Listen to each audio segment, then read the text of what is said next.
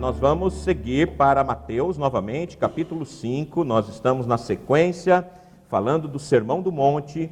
Mateus, capítulo 5.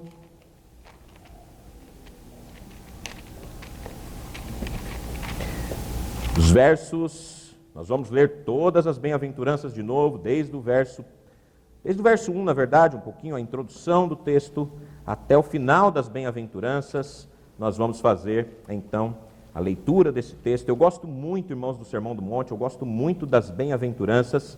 É um texto que me marca bastante, me chama muita atenção.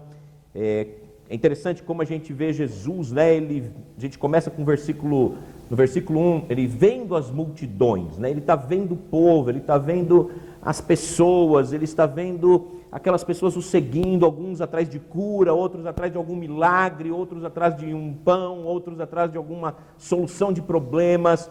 E Jesus então, e além desse povo, também os fariseus atrás, os saduceus, olhando, falando, tem alguma coisa nesse cidadão aí, né, que pode ser o Messias.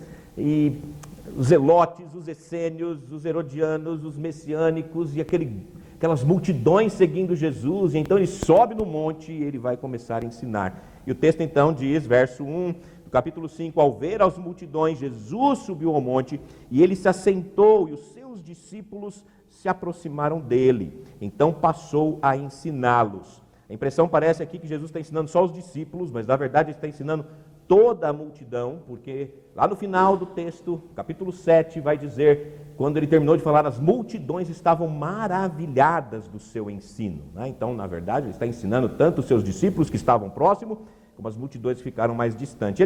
E qual é o ensino que ele vai dar? Bem-aventurados os pobres ou os humildes em espírito, porque deles é o reino dos céus. E já preguei esse texto.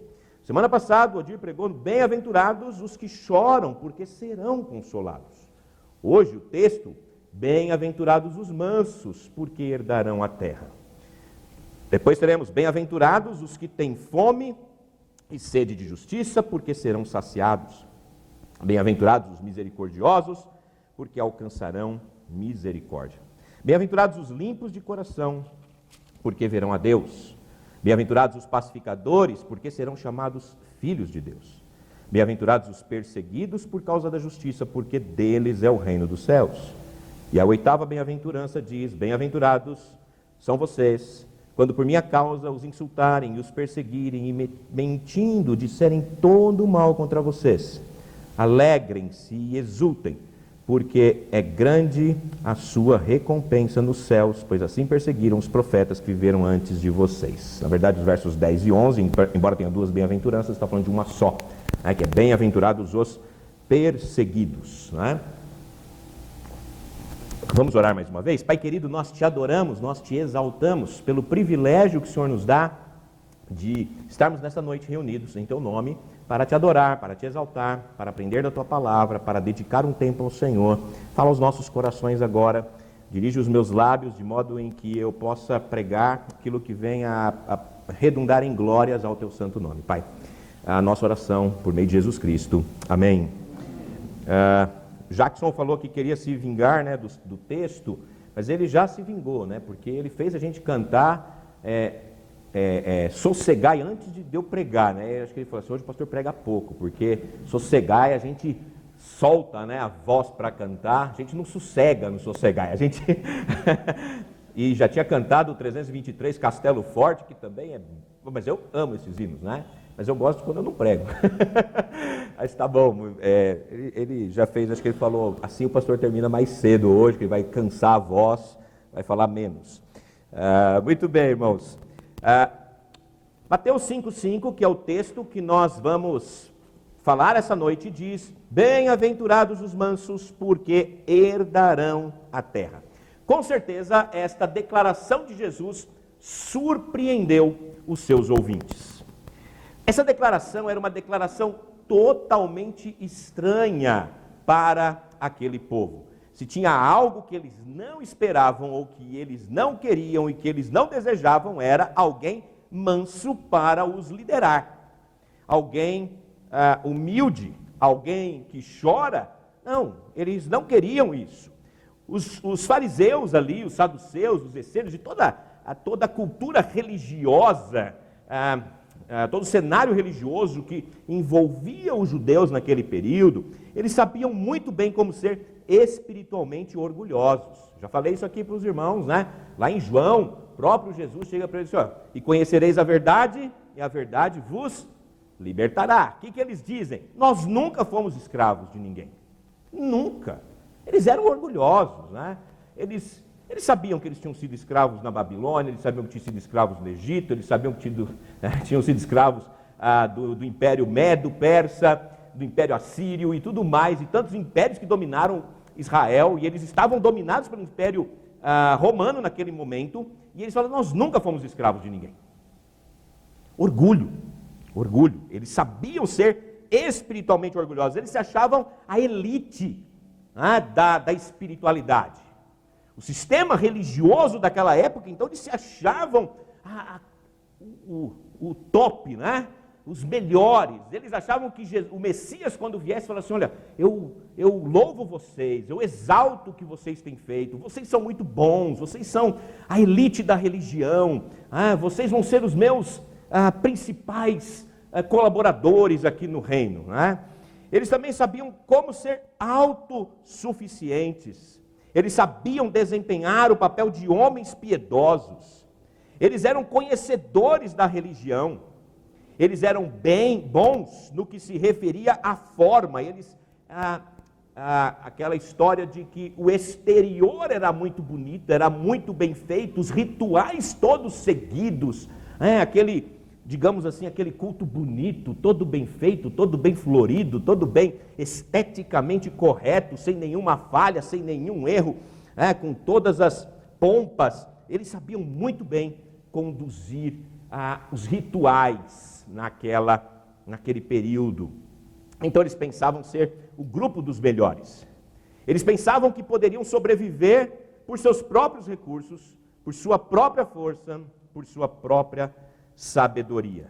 Então, com a chegada do Messias, como eu disse, eles esperavam que ele os conduzisse para o seu reino e talvez dissesse algo, olha, eu estou aqui para elogiá-los por sua religiosidade. Eu vou elogiar como vocês são bons na sua religião. Eu vou elogiá-los pela sua espiritualidade.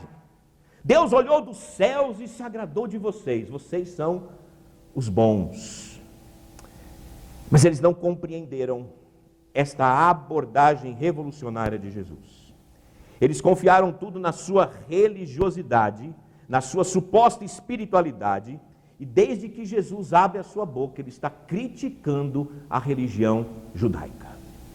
Desde o início, Jesus está dizendo contra tudo aquilo que eles esperavam. Cristo pedia um espírito humilde, eles eram orgulhosos. Cristo pedia um coração quebrantado, que chora por seus pecados, eles se achavam autossuficientes e que eles poderiam viver por si mesmos. E agora, Jesus pede submissão, nada de hipocrisia e de orgulho espiritual. Nossa sociedade, irmãos, ela também não é diferente. Pensamos que a vitória e as regalias pertencem aos mais fortes. Vá à luta, anime-se, coragem. Talvez estejamos ou fiquemos tão chocados por esta nova abordagem quanto os próprios judeus daquela época. Imaginemos a cena e analisemos o momento histórico em que Jesus apareceu aos judeus. Pouco mais de 50 anos antes do nascimento de Jesus, Pompeu, ele anexou a Palestina a Roma no ano 63 a.C. E a independência dos judeus, como disse, ela terminou. Essa independência ela tinha sido conquistada poucos anos antes dos gregos, numa rebelião sangrenta chamada Revolta dos Macabeus, mas não muitos antes de novamente estarem presos sob o Império Romano. Então, a partir de 63 a.C., a terra era dominada parcialmente por reis herodianos, Herodes, irmãos, não é um nome, Herodes é um título, Como César é um título, Herodes também é um título, não é um nome. Então você tem Herodes Filipe, e você tem outros Herodes, aí tem o Herodes e o nome do cidadão, Herodes era um título, era uma hierarquia lá herodiana. parte até foi dividida em 4 Herodes, né, que cada um cuidava de uma parte, assim como também eram os Césares, né? E naquele caso, César, da época, nomeou os reis para o povo da Palestina, porque eles queriam reis. Além disso, ele nomeou procuradores, governadores, como Pôncio Pilatos, que não passavam de marionetes. Praticamente todas as outras terras sobre as quais o Novo Testamento faz referência também estavam sob o domínio do Império Romano. Os tempos do Império Romano, irmãos, foram tempos sombrios para o povo judeu. Eles rejeitavam tanto a opressão, né, que aconteceu aquilo que eles disseram: olha, conhecereis a verdade libertará. Não, nós somos descendência de Abraão, não somos escravos de ninguém. Toda a história de Jesus faz parte desse cenário. Esse é o cenário que Jesus está. Esse é o cenário que Jesus vive. De uma nação subjugada pelo Império Romano, dominada pelo Império Romano, que não tinha liberdade. A sombra de César se espalha por todo o Evangelho. Quando você lê o Evangelho, você vê a sombra de César passeando ali pelos Evangelhos. Quando você nota aquilo, podemos senti-lo e a opressão que eles viviam em cada página dos Evangelhos. Ao mesmo tempo, irmãos, havia uma disposição no coração dos judeus para acreditar que o Messias estava por vir. Havia o sentimento de que algo estava para acontecer. O reino de Deus seria estabelecido. Eles sabiam que a Bíblia falava disso. Então aparece esse Jesus. E veja o que diz Marcos sobre isso no capítulo 1, versos 14 e 15. Depois de João ter sido preso, foi Jesus para a Galiléia pregando o Evangelho de Deus e dizendo: o tempo está cumprido e o reino de Deus está próximo. Arrependei-vos e crede no Evangelho. Eles ficaram com certeza muito empolgados com essas palavras de Jesus. Eles haviam conhecido o domínio e a opressão romana e agora de repente surge um homem que opera milagres, que fala como nenhum homem jamais falou, e que fala: olha, o reino de Deus é chegado, então talvez ele seja o Messias. E quando ele alimentou a multidão no monte, queriam fazê-lo rei, começaram uma revolução para os libertar do jugo de Roma. Eles estavam à procura de um grande líder para uma revolução, para a independência. Nós já falamos dos 4 principais líderes da época, né, dos fariseus, os saduceus, os essênios, os zelotes, e eles estavam todos ansiosos para derrubar Roma. Alguns esperavam um reino militar, outros esperavam uma nação santa, outros esperavam a teocracia voltando para Israel, e assim vai. Eles sabiam que as Escrituras diziam em Daniel 7, 13 e 14, que o Messias viria em nuvens, com glória e poder. E, embora não soubessem como isso aconteceria, cada grupo tecia suas próprias conjecturas. Os 12 apóstolos também esperavam isso. Em Atos 1,6 diz, perguntaram: Senhor, será este o tempo em que vais restaurar o reino a Israel? Eles queriam saber quando veriam as ações miraculosas e militares. Mas este não era o propósito de Jesus. Quando Pilatos tentou imaginar que tipo de rei era aquele, ele não tinha um reino, ele não tinha um trono, ele não tinha uma coroa. Jesus disse para Pilatos: o meu reino não é deste mundo. Na verdade, Jesus estava dizendo: vocês não compreenderam que tipo de rei eu sou. Não desejo desempenhar um papel militar, tampouco aplicar um golpe miraculoso e derrubar Roma. Este não é o meu objetivo. A esperança da restauração política e religiosa era uma quimera, mas queimava no coração dos judeus de tal modo que eles fabricavam falsos messias em linha de produção. Por toda parte jorravam falsos messias. E assim o plano de Deus não correspondeu às expectativas dos judeus. E quando Jesus começou a falar da maneira como fez no Sermão do Monte, você consegue imaginar a reação dessas pessoas? Que tipo de Messias é este? Que tipo de multidão que ele vai reunir?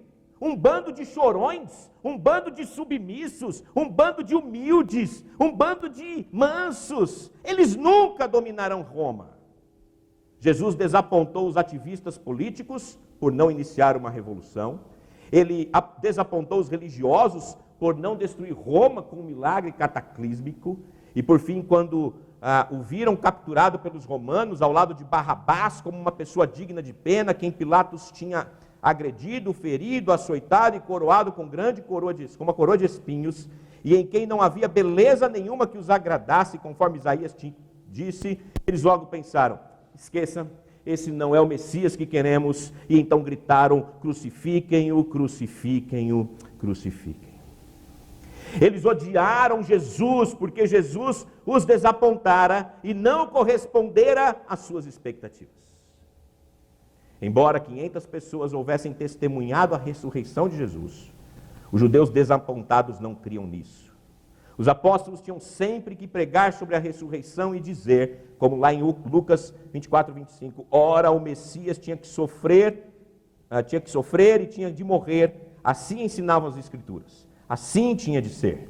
Jesus, no caminho de Emaús, disse para aqueles dois: se conhecessem as Escrituras, vocês saberiam que assim tinha de ser. Mas a maioria dos judeus, irmãos, rejeitavam Isaías do capítulo 40 ao capítulo 66, que falavam do servo sofredor. O Messias como aquele que viria sofrer. Quando Jesus anunciou ou citou Isaías 61, e ele se identifica com a multidão pobre, ele disse: o Espírito do Senhor está sobre mim, pelo que me ungiu para evangelizar os pobres, enviou-me para proclamar libertação aos cativos e restauração da vista aos cegos, e para pôr fim em liberdade os oprimidos e apregoar o ano aceitável do Senhor. Esse era um grupo lamentável. O apóstolo Paulo, em 1 Coríntios, capítulo 1, versículo 26 e 27, ele diz: não foram chamados muitos sábios segundo a carne, nem muitos poderosos, nem muitos de nobre nascimento. Pelo contrário, Deus escolheu as coisas loucas do mundo. Jesus foi um servo. Ele não veio derrubar Roma. Ele veio para lavar os pés dos discípulos desamorosos. A vida inteira foi uma ilustração de humildade e servidão.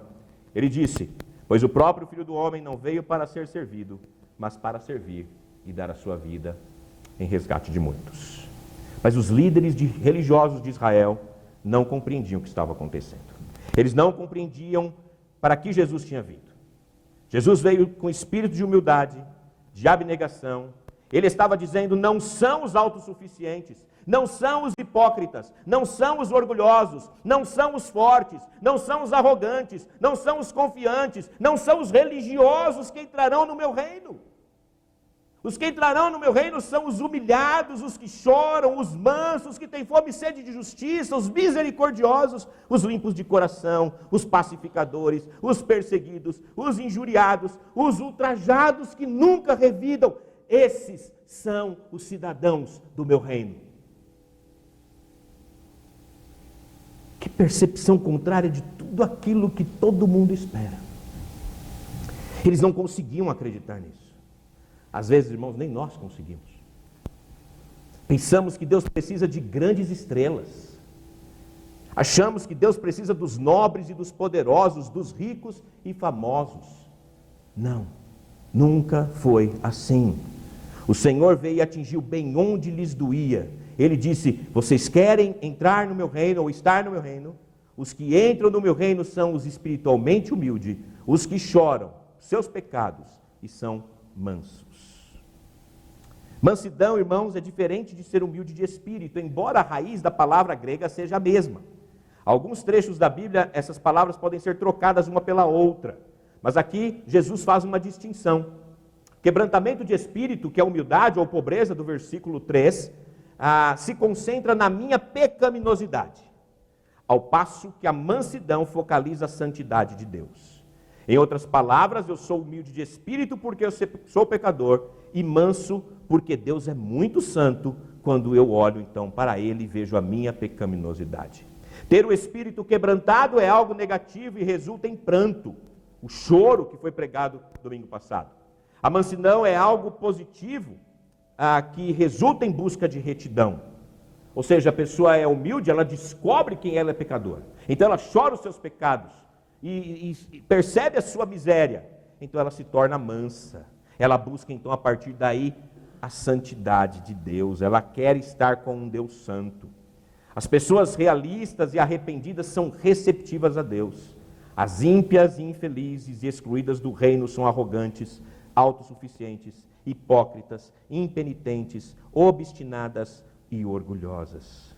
Os zelotes diziam: queremos um Messias militar. Os fariseus queriam um Messias milagroso. Os saduceus queriam um Messias materialista. Os essênios diziam nas esquinas: queríamos um Messias monástico. Jesus disse: eu vos darei um Messias manso.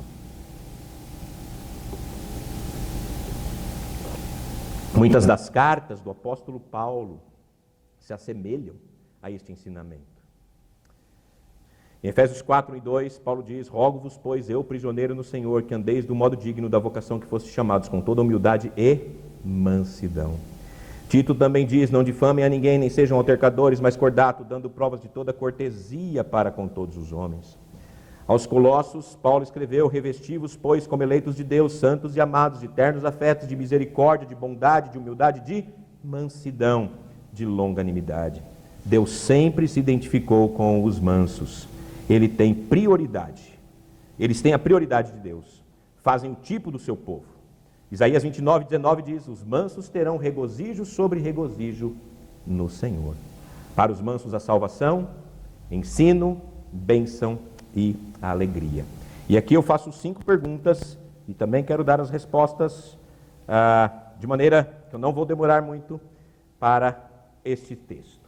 O que realmente significa ser manso? Essa é a primeira pergunta. Se as únicas pessoas felizes são os mansos, eu acho que é bom a gente aprender sobre o que é ser manso. Se os felizes são eles, então seja o que for, o coração dos humildes do espírito e dos que choram querem saber o que é mansidão. O dicionário define mansidão como falta de coragem, mas esta não é a definição bíblica. O termo manso utilizado nas Escrituras vem do grego, da palavra praos, e significa basicamente brando, dócil, terno. Logo, a pessoa mansa é dócil, branda, paciente, obediente. O termo era utilizado muitas vezes para descrever um calmante, uma brisa suave, um potro que foi preso e domesticado. Além disso, era uma característica de Jesus, que ele diz: eu sou manso e humilde de coração. Quando entrou na cidade de Jerusalém, Jesus não vinha montado num cavalo branco. Jesus não vinha pedindo: olha, abrem as portas, né, como dizia o Salmo, né, para que entre o Rei da Glória, isso ainda virá. Não era isso. Mas não tinha um tapete vermelho estendido para Jesus entrar num cavalo branco com pompas e tudo. Não, ele entrou montado num jumentinho. Um jumentinho. Manso e humilde. Era um transporte das classes baixas. Jesus não entrou em carruagens, não entrou carregado pelo povo, pelas pessoas, não. Ele era manso, ele era dócil, ele era brando. Temperamento dominado, mas não é fraqueza. Mansidão, irmãos, é o poder sob controle. John MacArthur dá a seguinte definição: poder sob controle é um derivado do ato de se esvaziar, se humilhar e se quebrantar diante de Deus. É o leão quando domado. Um leão domado, ele continua sendo um leão.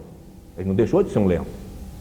A diferença é que ele se tornou manso, mas ele continua sendo um leão. Jesus era o leão da tribo de Judá. Ele não deixou de ser o leão, mas um leão manso. Mansidão fazia parte da sua vida. Mansidão não significa impotência. Mansidão é dominar o espírito. Estar fora de controle é falta de mansidão.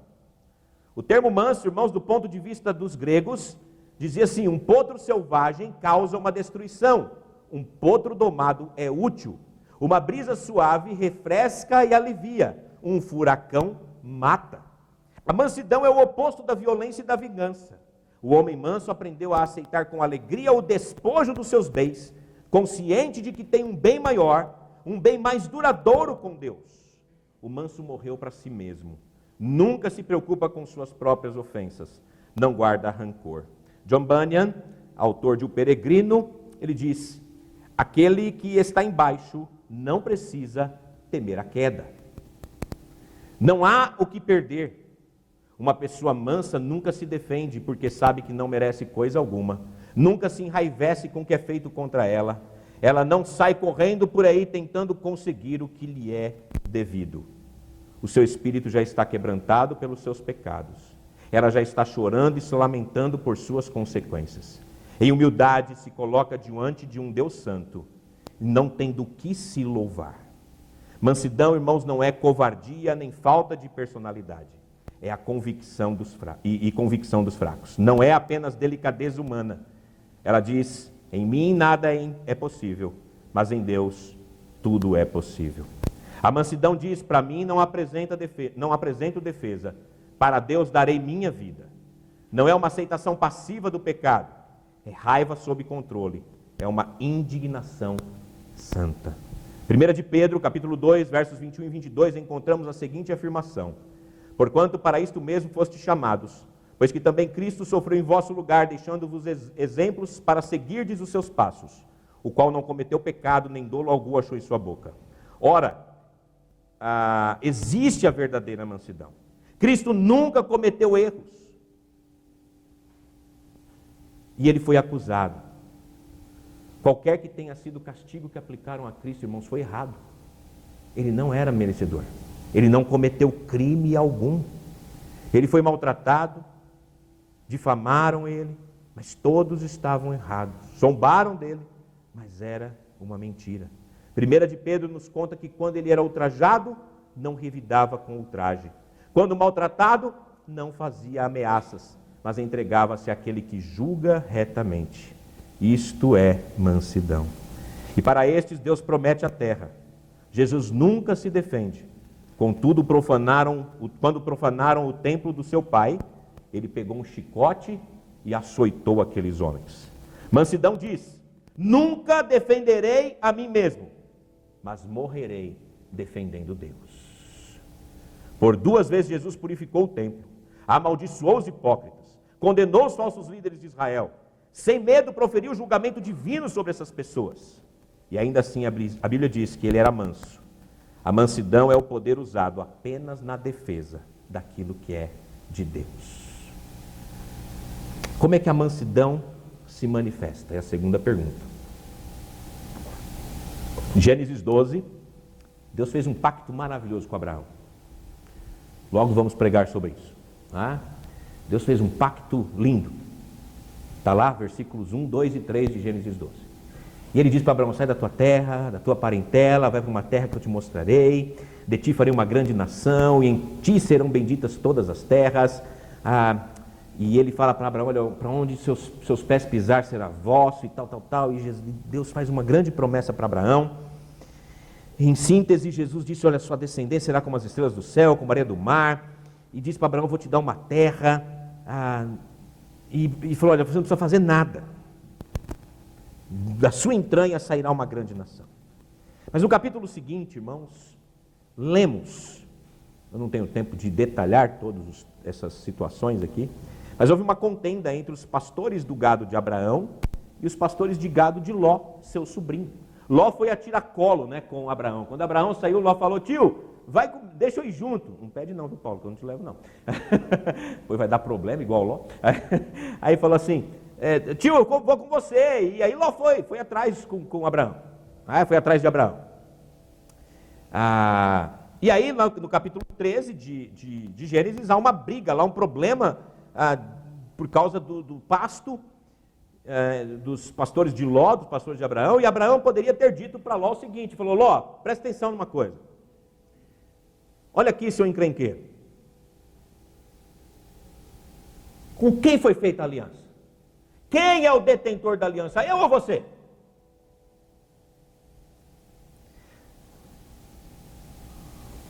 Ló teria falado: contigo, Senhor, meu tio. Ele poderia: então não esqueça disso. A aliança foi feita comigo. Eu tenho opção de escolher a terra. Ele tinha o direito, ele era o homem que Deus escolheu. Ló não passava de um parente que vinha de carona. Mas como é que Abraão lida com o problema? Como é que Abraão trata essa situação? Abraão disse para Ló o seguinte: não haja contenda entre mim e ti, entre os meus pastores e os teus pastores, porque somos parentes chegados. Acaso não está diante de ti toda a terra? Peço-te que apartes de mim. Se fores para a esquerda, irei para a direita. Se fores para a direita, irei para a esquerda. Em outras palavras, Abraão disse o seguinte: você pega a parte que você quiser e eu fico com o que sobrar. Isso é mansidão. Abraão não reivindicou seus direitos. Ele poderia dizer: Ló, eu vou te dar um cantinho lá no fundo do quintal de casa, se você quiser, é lá que você vai cuidar, eu vou te dar um pastinho lá no fundo, se você quiser isso. Mas ele fala, Ló, escolhe você. Olha o lado aí que você achar melhor. E Ló olhou para as campinas bonitas, o pasto mais bonito, mais verdejante, e falou, eu quero lá, meu tio. E Abraão falou, vai em paz. Aí Ló foi para Sodoma. e o resto da história a gente já conhece, né? O resto da história a gente já conhece. Mas Abraão simplesmente falou, escolha. Isso, irmãos, é o que Romanos 12:10 vai dizer, preferindo-vos em honra uns aos outros. É o que Abraão fez. Outro exemplo que podemos pensar sobre como se manifesta a mansidão, José. Outra história bem conhecida do livro de Gênesis. José foi vendido pelos seus irmãos como escravo. José tinha tido aqueles sonhos, né, de ver os seus irmãos se curvando diante dele, o pai, a mãe, os irmãos ficaram bravos, e o pai de José, Jacó, amava mais José do que os seus irmãos, e eles tinham raiva, né, de José, e José era dedo duro também, né? José era aquele irmão mais novo, o dedo duro da família, que chegava, o mais novo é Benjamim, né? Mas mas é aquele irmão chato, né, que fica tudo que os irmãos fazem de errado, ele vai lá, pai, eles fizeram isso, pai, eles fizeram aquilo, e tal, e José, então, os irmãos tinham raiva de José, raiva, eles tinham um ódio de José, e então, eles venderam José para os ismaelitas, que os ismaelitas venderam para o Egito, e talvez eles pensaram, estamos livres daquele garoto, nunca mais vamos ver, chega desse menino, a gente não quer ele, e aí passam-se aproximadamente pouco mais de 20 anos, e há uma fome na terra, e os irmãos de José têm que ir até o Egito, e quando eles chegam no Egito, o primeiro-ministro que cuidava de tudo de Faraó e dos bens e que vendia os cereais, quem era? José. E quando eles chegaram lá, naturalmente, José, já um homem feito agora, vestido como um egípcio e tal, eles não reconheceram José, e José podia, quando eles chegaram lá, José falou assim, vem cá, eu vou contar uma historinha para vocês. Antes de eu dizer não para o que vocês vieram pedir, eu vou contar uma história. Lembra, há 20 e poucos anos atrás, vocês me venderam como escravo, eu sofri, eu fui preso, eu fui tratado injustamente por causa de vocês, seus miseráveis vagabundos, seus sem vergonhas. Pode ir embora daqui, sumam. Foi assim que José tratou os irmãos? Não foi assim, irmãos.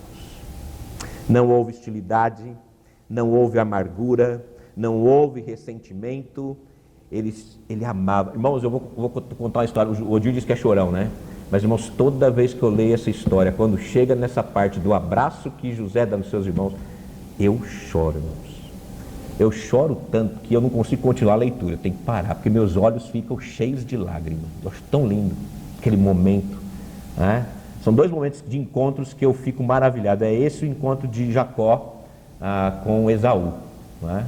Jacó com Esaú. São dois momentos que eu fico tomado de emoção realmente em Gênesis, né? Então, quando chegar nesses textos, eu não vou pregar aqui, é o Fábio e o Odir que vão pregar, porque senão eu vou tomar o lugar do Odir aqui, de chorão dos pregadores, né? Mas é tão bonito, né, irmãos? E ele não sentiu nada, irmãos, ele amava os seus irmãos.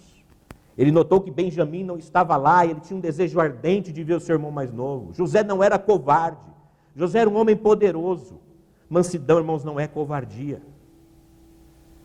Outra historinha, bem rapidinha, que a gente pode contar aqui para a gente ver como manifesta-se a mansidão. Davi havia sido escolhido rei de Israel para o lugar de Saul, porque Saul havia desobedecido o Senhor e Deus havia ungido Davi como rei de Israel. Mas Saul ainda estava vivo, e Saul queria matar Davi. E em 2 ocasiões, Davi teve a chance de matar Saul. Na primeira ele pegou lá o pote de água, lá, né, a bilha d'água de Saul e o cajado de Saul, e depois falou, olha aqui, ó, eu poderia ter te matado, mas eu não fiz. Davi não usou a força, ele tinha a lança de Saul, que estava dormindo, mas não fez. Ele não agiria em seu favor, de maneira nenhuma. Isso é mansidão. E por fim, uma última história que a gente pode pensar. Em Números 12:3, diz que Moisés era o homem mais manso, era um homem manso, mais do que todos os homens na face da terra. Irmãos, eu vou ser sincero, o questionamento que está aqui eu também questiono.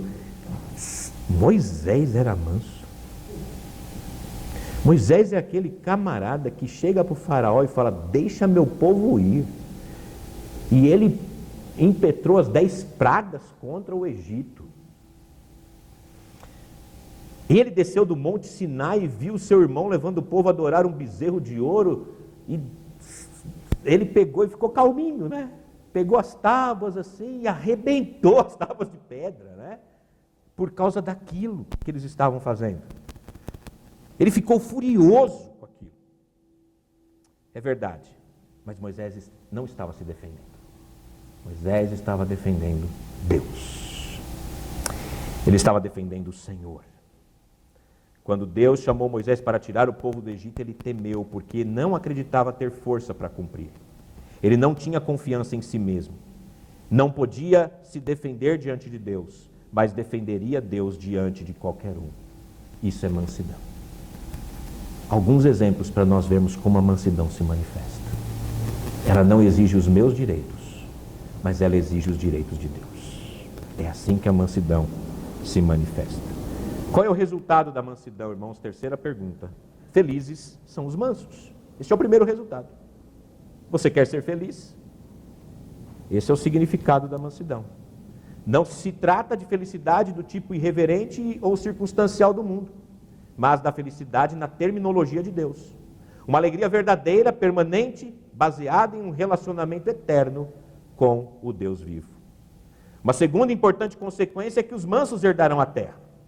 O que Cristo pretende dizer com isso é que ao entrar no reino você recebe a herança original, o domínio sobre a terra que Deus deu a Adão, e que Adão, por causa do pecado, não conseguiu dominar e subjugar a terra. É a reconquista do paraíso.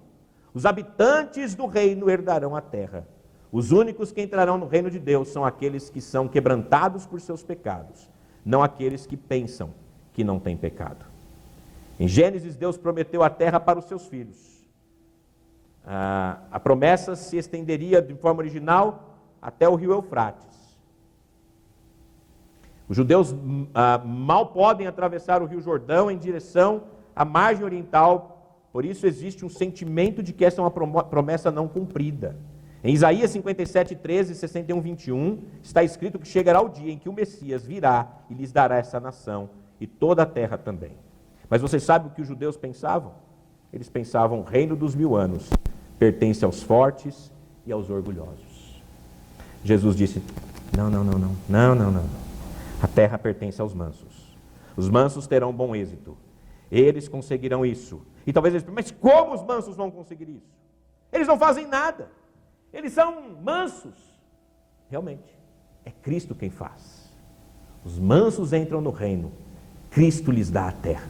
O pronome enfático é aqui, novamente, como nas outras bem-aventuranças, usado, como está no grego. Bem-aventurados os mansos, porque só deles, ou só eles, herdarão a terra. A palavra herdar, no grego, significa receber uma porção alocada, que Deus prometeu. Este é o plano de Deus. O Salmo 37 inclui uma promessa bem definida da terra. E ainda assim os justos dentre os judeus diziam: bom, por que todas as pessoas más prosperam, enquanto nós não temos nada? O Salmo 37 eu acho maravilhoso, porque há a pergunta lá: por que os ímpios prosperam? Mas lá no verso 13 do Salmo 37 diz: ri-se-á dele o Senhor, pois vê estar se aproximando o seu dia. Pode parecer o contrário agora, irmãos. Como diz o ditado popular, o mundo é dos espertos. Não é isso que nós ouvimos? O mundo é dos espertos.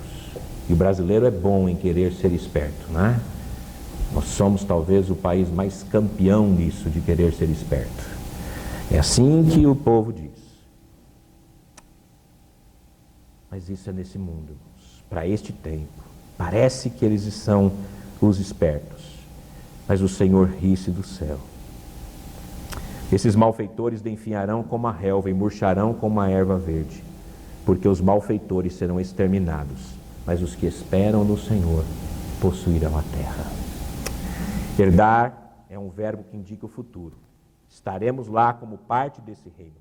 Reinaremos com Jesus Cristo. As Escrituras dizem, portanto, ninguém se glorie nos homens, porque tudo é vosso.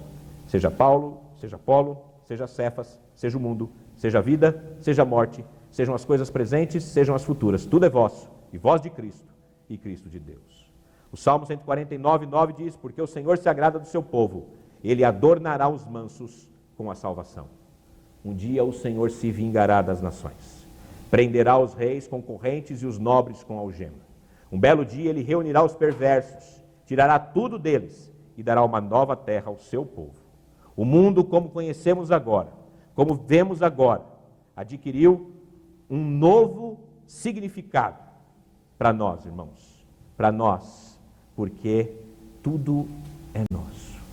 Não aqui e agora, mas é nosso. Cristo nos dará para o seu povo, no cumprimento da promessa dos 1000 anos. Quarta pergunta, já caminhando para irmos para o fim. Por que é preciso ser manso? Só os mansos podem ser salvos. Ele adornará os mansos com a salvação. Se você não vem para Deus com o espírito quebrantado, chorando por seus pecados, em humildade diante da sua santidade, não pode ser salvo. Além disso, trata-se de um mandamento. Em Sofonias 2:3, Deus diz, buscai a mansidão. Você precisa de mansidão porque não consegue nem receber a palavra de Deus sem ela. O apóstolo Tiago disse, acolhei com mansidão a palavra em vós e plantada. Tampouco pode testemunhar sem mansidão. Você sabia disso? Pedro diz, estando sempre preparados para responder todo aquele que vos pedir a razão da esperança que em vós, fazendo-o todavia com mansidão e temor. Você também precisa ser manso porque apenas a mansidão glorifica a Deus. Em 1 de Pedro 3:4, Pedro diz que se você quiser glorificar a Deus, não deve se preocupar com o exterior, mas adornar o interior com mansidão. Então a mansidão se faz necessária porque demonstra que você é salvo. É uma ordem de Deus, é necessária para que se receba, e se anuncia a palavra, é a principal razão da nossa existência. A mansidão resulta em glórias ao nosso Deus. Por fim, última pergunta e como conclusão. Como saber se sou manso?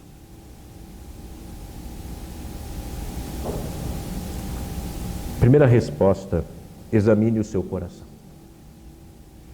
Você demonstra autocontrole? E aqui, irmãos, eu tenho que me controlar, porque eu tenho dificuldade com o autocontrole. Eu tenho que lidar com isso dia após dia na minha vida. Você se irrita, reage ou só revida quando Deus é desonrado? Você sempre responde de forma humilde e obediente à palavra de Deus? Se for manso, você passará a agir assim. Como saber se sou manso? Você procura prática da paz? A mansidão perdoa e restaura. Esse é o motivo pelo qual Efésios 4:2-3 diz que devemos ser caracterizados com toda mansidão e humildade, esforçando-nos para preservar a unidade do Espírito no vínculo da paz. Quando você é criticado, você recebe bem as críticas e ama as pessoas que o criticam? A mansidão faz isso. Você dá instruções com mansidão? Ser manso significa estar definitivamente morto para o eu. É óbvio, irmãos, que nós ainda lidamos com muitos problemas e muitas falhas e às vezes falta dessa mansidão bíblica. Mas quando somos quebrantados por causa do nosso pecado e choramos diante do Senhor, e quando estamos olhando para a santidade de Deus, nós vamos buscar essa paz, essa mansidão que só o Senhor pode nos dar. Contava hoje para o Odir e para o Jackson, né? A gente estava conversando e estava contando de uma situação minha quando pastor lá em São José do Rio Pardo. Teve uma situação, né, de uma programação de manhã e à noite. De manhã nós teríamos um encontro de treinamento evangelístico dado por 2 missionários e à noite nós tínhamos um jantar de casais na igreja. E aí no treinamento evangelístico nós tínhamos 4 pessoas. Eu, Andresa e mais 2 rapazes da igreja. E eu fiquei frustrado, né? Como pastor fiquei frustrado. Aí bom, tudo bem. Eu fiquei mal o dia, mas aí chegou a noite e tinha um jantar de casais, aí tinha 25 casais. Aí eu queria arrancar os cabelos, né? Eu já estava mais frustrado ainda. Eu falei, os caras vêm para o jantar de casais, mas não vêm para um treinamento evangelístico. Aí eu já estava assim, né? Eu arrebentei com o jantar de casais, irmãos. Eu não lembro que eu preguei no jantar de casais. Eu que ia dar a palavra. Mas eu lembro que eu falei, para um treinamento evangelístico vocês não vêm. Para jantar vocês. Eu não estava tão errado, né, irmãos? Mas eu não precisava fazer aquilo. Eu não estava manso. Eu estava com muita ira no meu coração. Eu nem fiquei no jantar, eu fui embora. Depois que eu dei a palavra. Aí no domingo eu fui pregar, né? Esse foi o pior. O desfecho foi o pior de tudo. No domingo à noite eu fui pregar, eu não lembro o texto, mas eu fui pregar no texto de Filipenses. Eu lembro o livro, mas não lembro que texto que foi de Filipenses. E, irmãos, imagina um homem vermelho. Vocês já me viram vermelho, mas não tão vermelho. Mas imagina, eu estava parecendo uma panela de pressão, irado. E eu, irmãos, vocês precisam disso! E eu gritava, e eu berrava com a igreja, e eu estava soltando todos os cachorros, os demônios, sei lá o que estava dentro de mim naquela hora, irmãos. Eu estava tão irado, e eu preguei 50 minutos irado, gritando com a igreja. Imagina, 50 minutos ouvindo essa voz forte aqui. Imagina, irmão, 50, que desastre, né? Aquela pregação. E eu saí, mas eu estava de alma lavada. Eu estava feliz, eu descontei toda a minha ira no povo. Fui para casa, né? Acho que os irmãos acho que eu não fui nem para a porta cumprimentar os irmãos, né? Lá a igreja era bem batista, eu ia para a porta, cumprimentava os irmãos, abraçava, beijava, que aquele dia eu fui direto para casa. Muito bem. Segunda-feira um irmão me liga, um diácono da igreja me liga. Falou, pastor, podia ir lá, podia dar uma chegadinha, tomar um café, conversar com o senhor? Eu falei, vem irmão, vem aqui e tal. Ele foi, bateu papo, conversou um pouco. Ele falou, pastor, você não acha que o senhor exagerou um pouquinho? Ontem na pregação, pastor, eu falei, é verdade, irmão, eu pequei, eu estava errado. Então no domingo seguinte eu tive que carçar a cara, né, como diz o povo, ir diante da igreja, pedir perdão para a igreja, pela minha atitude, né, pela maneira como eu preguei. Acho que os irmãos entenderam, me perdoaram, tudo bem, vida que seguiu e tudo mais, né, irmãos? Mas eu nunca mais fiz aquilo na minha vida. Acho que foi a primeira e a única vez, e a última também, espero que nunca mais eu repita tal coisa, né? Eu não estava com o espírito manso, nem humilde, eu estava irado. E eu não estava defendendo Deus, irmãos. Eu estava defendendo os meus pensamentos, o que eu queria. Eu não estava lá defendendo o que Deus queria que eu defendesse. Então, irmãos, eu também, muitas vezes, lido e tenho que lutar para ser manso. E olha, eu sou talvez o que mais tenho que lutar aqui entre nós. Quando eu peguei esse texto e comecei a reestudar essa pregação, porque é uma pregação que eu já fiz, na verdade, né? Essa pregação eu já fiz, eu só fiz algumas mexidas, né? Tirei alguma coisinha, acrescentei em outras, que com o tempo a gente vai aprendendo coisas novas. Então eu só dei uma revisada e fiz algumas coisas novas na pregação. Mas eu olhava e falei, meu Deus, será que eu vou ser um hipócrita pregando isso? Mas eu sei que eu preciso ser manso. E eu sei que a igreja de Jesus Cristo precisa ser uma igreja mansa e humilde. Porque nós herdaremos a terra para a glória do Senhor. Que nós possamos, irmãos, juntos exortar uns aos outros, para que vivamos em mansidão, em paz, em harmonia. E revidarmos só quando a honra de Deus for atacada. Que Deus seja glorificado em nós e através de nós. Amém?